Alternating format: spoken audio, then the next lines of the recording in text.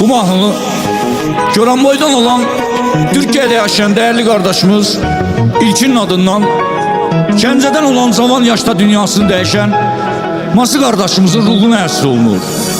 Canımı vererdim görmeye seni, koymazdım sanması ölmeye seni.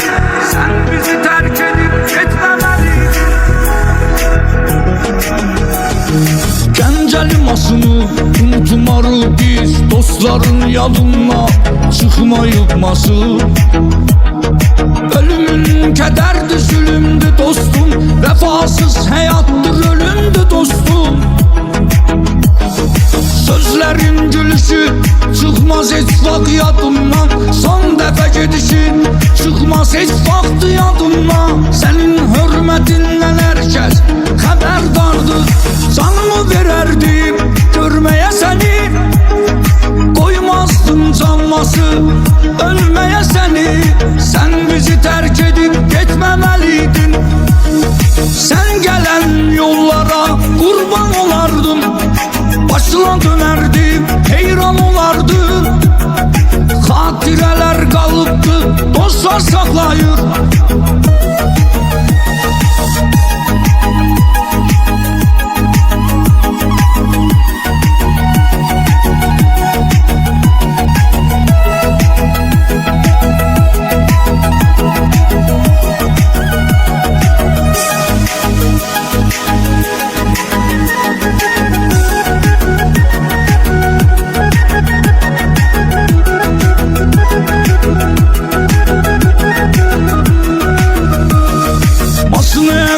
Geciktirdi koca kainatta, yüreklerdedir adı biz için yaşayır hayatta. Senin o aziz katiren kalacak yaddaşta, o ağır dert oldu kardeşler. Özlerin gülüşü çıkmaz hiç vak yadımdan, son defa gidişin çıkmaz hiç vakti yadımdan. Senin hürmetinden herkes haberdardı.